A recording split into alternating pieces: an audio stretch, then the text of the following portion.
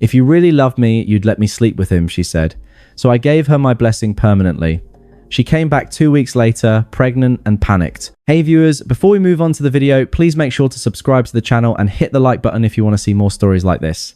Thanks. I used to think love meant patience, that if you stood by someone long enough, gave them understanding, supported their goals, it would all come back around eventually. For a while, it did. Or at least it looked like it. Maya and I met 3 years ago at a mutual friend's birthday dinner.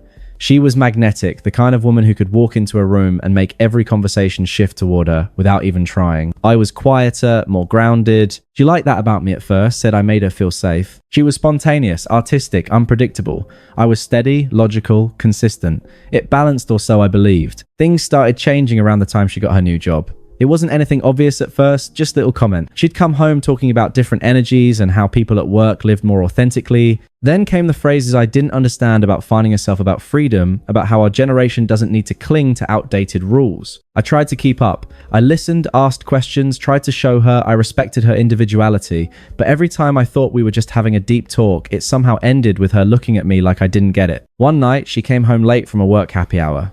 I'd made dinner. She walked in smiling, her perfume filling the kitchen. Don't wait up next time, she said, casually dropping her purse on the table. We lost track of time. Did you have fun, I asked. Yeah, she said, grinning. Ethan came too. You'd like him, he's hilarious. That was the first time I heard his name. She mentioned him again a few days later, then again the week after that. Ethan says, monogamy is just a social construct, she said once, laughing over her phone. He's kind of right, don't you think? I didn't answer right away. She noticed. Relax, she said. He's just a friend. You're so traditional sometimes. It wasn't jealousy. It was the tone, the way she said traditional, like it was something to be ashamed of. I told myself it was a phase, new job, new crowd, new ideas. She was 28, still figuring things out. I'd been with her through work's moves. So I stayed patient, but patience started to feel like standing still while she moved further away. She stopped holding my hand in public, said it felt performative, stopped saying I love you back, sometimes claiming words weren't necessary when energy speaks louder. She spent more nights recharging with friends, and when I asked if something was wrong, she said I was being too intense. I didn't recognize her anymore, but I kept pretending I did. I kept cooking, working, checking in, showing up. The more she drifted, the more I tried to anchor us. Then one night, as we're sitting on the couch, she turned to me and said, do you ever feel like we're too conventional? I looked at her, confused. What do you mean? She shrugged eyes on the TV. Just predictable, like we're following someone else's rules instead of writing our own. I smiled faintly. You mean like a normal relationship? She sighed. See, that's what I mean. You always make it sound like I'm wrong for wanting more. More of what Maya... She didn't answer, just got up, kissed my forehead and said, forget it. You wouldn't understand. That was the first time I felt it, the quiet sense that something inside us had shifted and no amount of patience was going to fix it. Maya came over late one Friday night. I'd noticed she'd been quieter all week, no calls, short texts, none of the usual love yous that used to fill the silence. When she finally walked through the door, her expression was set, like she'd already practiced what she was going to say. Can we talk? She asked. Of course. She sat across from me, twisting the strap of her purse. I've been thinking about us, about connection, about what love really means. I knew the speech already. I'd heard versions of it for months, always about how she felt boxed in by commitment, how she needed to explore her truth. But this time her tone was different, almost rehearsed, like she was preparing to justify something. I've realized, she said slowly, that love should be unconditional. Real love means giving your partner freedom, not control. Freedom, I repeated. We both have freedom, Maya. Not that kind, she said, shaking her head. Emotional freedom, physical freedom, the freedom to follow attraction without guilt. I blinked. You're saying you want to see other people? She gave a small pitying smile. You always phrase things so harshly. It's not about seeing someone else, it's about being honest about desire. If you really love me, you'll understand that. For a few seconds, I couldn't even respond. I just stared at her, trying to make sense of what she was asking for. You want to be with someone else. I finally said. She held my gaze and nodded almost proudly. I need to, for me to figure out what I want long term. And you expect me to be okay with that? She shrugged, exasperated. I expected you to love me enough to trust me. I thought you'd want me to be happy, even if that means I have to experience other connections. Something in me went still. All the little comments, the late nights, the philosophy about freedom, it all connected. This had been building for months. I leaned back, choosing my words carefully. If that's what you need to do, Maya, I won't stop you. She looked startled. Wait, you're serious? You said you need to figure things out. I'm not going to fight you over it. Her expression flickered between confusion and relief. So you're giving me your blessing? I nodded once. if that's what you call it. She searched my face for anger and didn't find any. I knew you'd understand, she said softly, as if she'd just won an argument. I didn't respond. I just watched her gather her things and leave humming quietly, as if she'd just made a brave, noble decision instead of dismantling everything we'd built. When the door closed, the apartment felt heavier, quieter. I remember thinking, so that's what love means to her freedom without consequence. I didn't text her that night. I didn't text her the next day either. And for the first time in 3 years, I felt the weight of something breaking cleanly, like a rope finally snapping after too much strain. The next few days were quiet, not peaceful, just hollow. I didn't block Maya. I didn't delete her number. I didn't even check her social media. I just let the silence sit there between us and watch what she'd do with it. She didn't call, didn't text, didn't ask if I was okay. That told me everything. It was like she'd convinced herself she was the brave one, the enlightened woman choosing freedom, while I was just too traditional to understand. And I'll admit, part of me wanted her to realize what she'd thrown away. But another part, the quieter, tired part, already knew she wouldn't, not right away. The apartment felt strange without her. Her coffee mug sat on the counter, her hairbrush still on the dresser. But I didn't touch any of it. I went to work, came home, and started living like someone who'd already let go, because in a way I had. A week passed, then another. Around the middle of the second week, I saw her name flash on my phone. Maya. My chest tightened, not with hope, but with curiosity. I answered, and before I could even speak, her voice came through the line shaky and nervous. Hey, can we talk? Her tone wasn't calm or confident anymore. There was a tremor underneath, like she was holding something back. Sure, I said evenly. What's going on? I need to see you. It's important. I could tell she was in a panic, but I didn't rush to fill the silence. I let her sit in it for a moment before saying, all right, come by. She showed up that evening, eyes, red hair, pulled back wearing one of my old sweatshirts. She looked smaller somehow, like the wind had been knocked out of her. Maya, I said quietly, what happened? She tried to speak, but her voice cracked. I made a mistake. I didn't move. What kind of mistake? Her hands trembled as she rubbed her temples. I thought I could separate things.